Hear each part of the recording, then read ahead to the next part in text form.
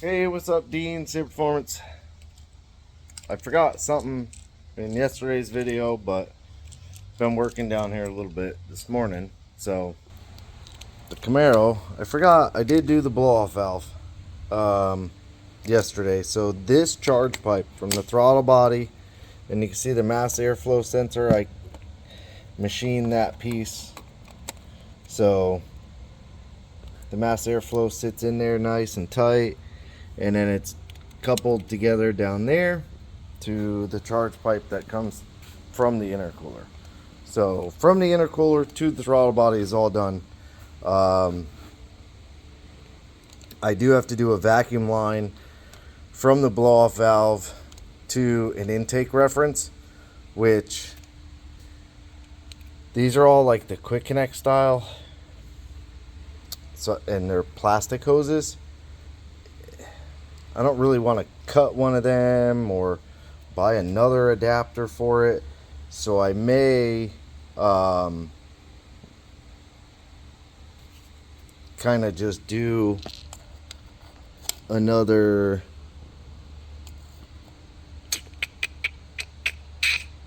trying to think of the easiest place to put it. It'd probably be right here. Disconnect this line and just stick it in there somewhere. Find a decent flat spot. Not that there is any, but find one. Kind of drill and put that on, and I can disconnect the throttle body and vacuum in there. This morning I came down and I got some of the stuff I need. I got the pump, a couple of the fittings, and then this T that is threaded on one end and two females. So I drilled and tapped the oil filter housing. I stuck a rag in there. It comes through this hole right here.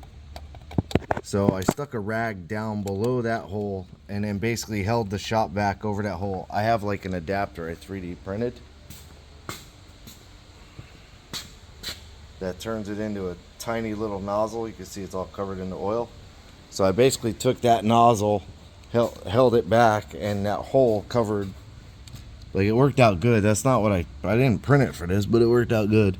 So it basically just sat on that hole right there while it leaned up, and I drilled it and then I tapped it. I took the rag out, vacuumed everything from down inside of there. You can see everything's nice and clean. So being that it is a constant weight on stuff that doesn't show up, I kind of looked around and said, well, I have that T. I have one of those 90s that has female on both ends. This 1/8 inch to 4AN showed up today. I need a hob switch, like an oil activated hob switch. I don't have to do the pump that way, but I like to do it that way. This way, when you turn the key on, the pump isn't running. It'll only turn that pump on when it sees oil pressure. So that T there, and then that goes on there. Now both turbos are fed oil. And I routed the lines. I gotta look at this one. It's close to the compressor belt. I gotta look at it from underneath. It's not, no, it's not touching it. Okay. So I just gotta keep it zip tied. It shouldn't touch because the power steering line, or no, the AC line holds it below the compressor. So it shouldn't touch regardless. That line down there, oh, there's plenty of room. You can see it from here. So I still have to zip tie everything down underneath, but that's all done. So as far as oil and transmission and all of that, that's done. I have to do the drains next. But I'm going to put his filter back in.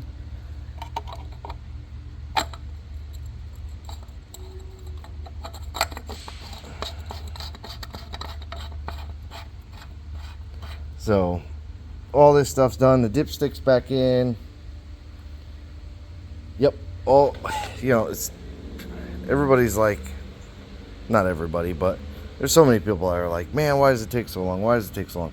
It's all of these little things, like the oil lines and the drains and all of that stuff. You know, it takes a while to do the turbo mounting and everything. And here's a look from up. You really don't even know they're there, to be honest with you.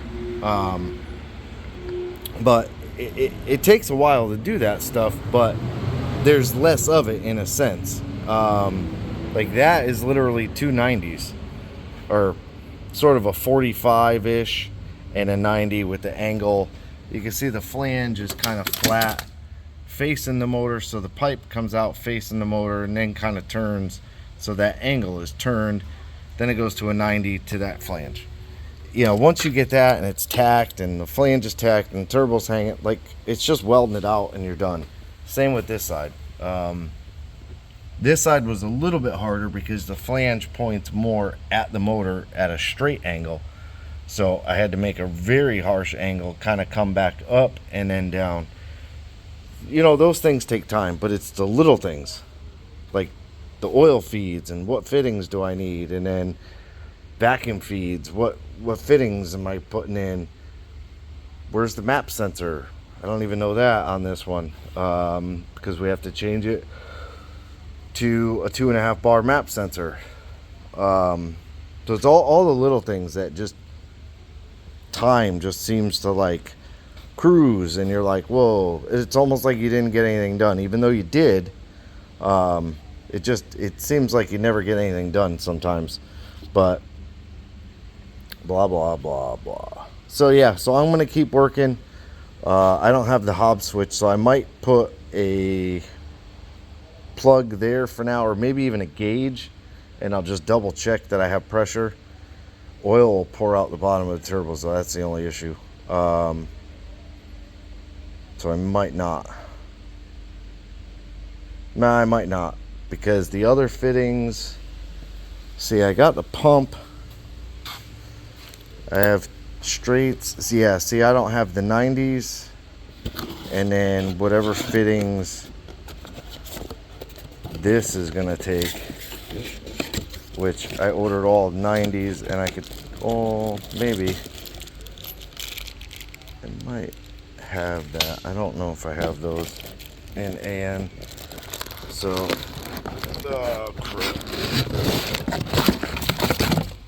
whoops. So there's the pump. I gotta put a plug on it. It's fairly small. It's a little smaller than what I remember. It's the same pump I did in the Corvette that I rear mounted the turbo kit. So I gotta see if I have this in an 8AN.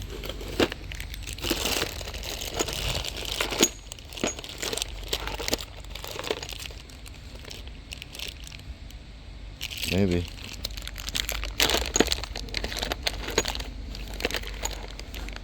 That's an ORB. Coupling.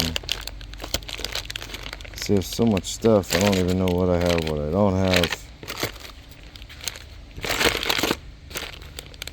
I might only have one. Then I see, if I only have one fitting, now I gotta order another fitting. That's a -6. Get up there. Oh, I know why it was down there. See? Now you got me throwing stuff around. It's an 8 ORB fitting.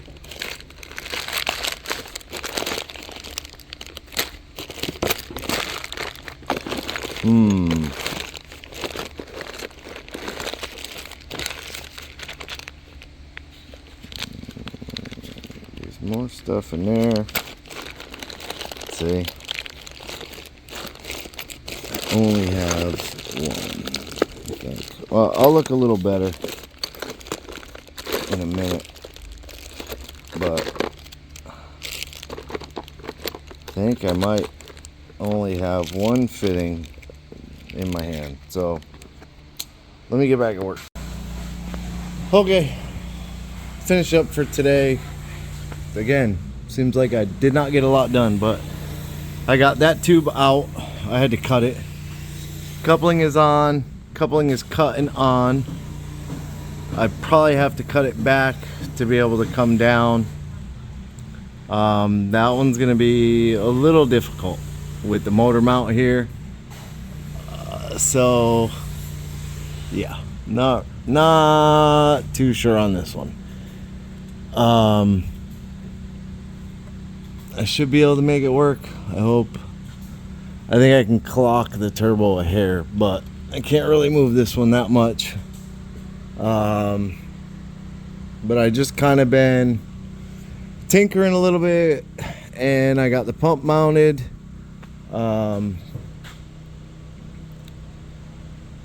Basically, I just cut some square tube, frame's thick enough. I drilled and tapped it 5/16, and then this square tube actually fit right between this. Oh geez, not even showing you. Fits right between this brace. So this is drilled, tapped, 5/16 bolts, and they have like the knurled heads, and then lock nuts, the nylon lock nuts, big washers to spread it out over the tube, and it's rubber mounted. So the pump is sat up. This fitting for the inlet, right? No, this is the inlet, the outlet. Yeah, so the inlet is going to come down and then over, kind of like so. I'm also a plumber by trade, but P-traps hold water, so my idea is this holds oil and it goes all the way back to it. So it's slightly on a downward slope. It's almost level, to be honest. But I'm hoping that this little trap, because I'll come up and over the frame here, so my hope is that this holds some oil in here, and it'll kind of always help self-prime the pump. But on the outlet side, I'm waiting to get this fitting here. I'm going to, my thought is to run up and over the frame, over the sway bar, over the rack, and then tie into the pan like right here. There's two thoughts. This should be high enough that it's out of the oil level, so that would be good. The second thought is bring it down low so that this tube almost backfeeds oil into the pump, and it should keep it primed and lubricated and a little bit cooler in a sense. I don't really have all the thought in that one yet, but that's my thought.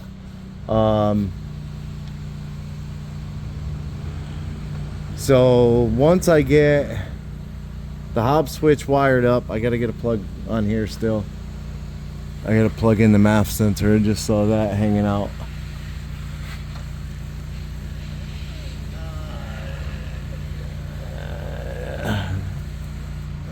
Oh no, there it goes.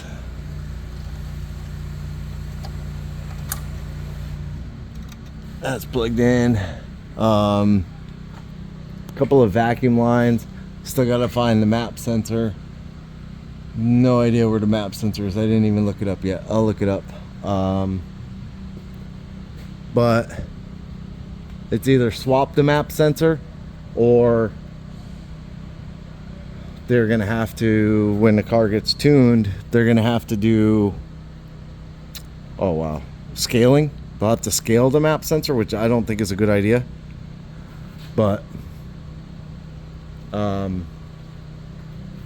that'll be up to the tuner. So I'm gonna put a plug end on here, mount a relay probably up on this side near the fuse box. I'll do one of those little 12 volt tie-ins, and I think what I'm gonna do is take the 12 volts, run the 12 volts through the hob switch, and then off the hob switch to the relay. So I might actually mount the relay over here because there is a big battery post. So I might mount the relay on this side, bring the 12 volt switch across, and mount it to the hob switch that's going to be mounted right up in there, up there. Then just off the hob switch over to the relay, and that'll be good. I'll have everything to make the pump work off of pressure. So we shall see, but that's kind of where I'm at. A bunch of stuff got delivered, not everything I need, of course, but a bunch of stuff got delivered that I think I can make this crossover tie in and finish up the intercooler tubing. I made this one the other day, which goes up into there, and then I kind of left it because I didn't know where to go with it after this. But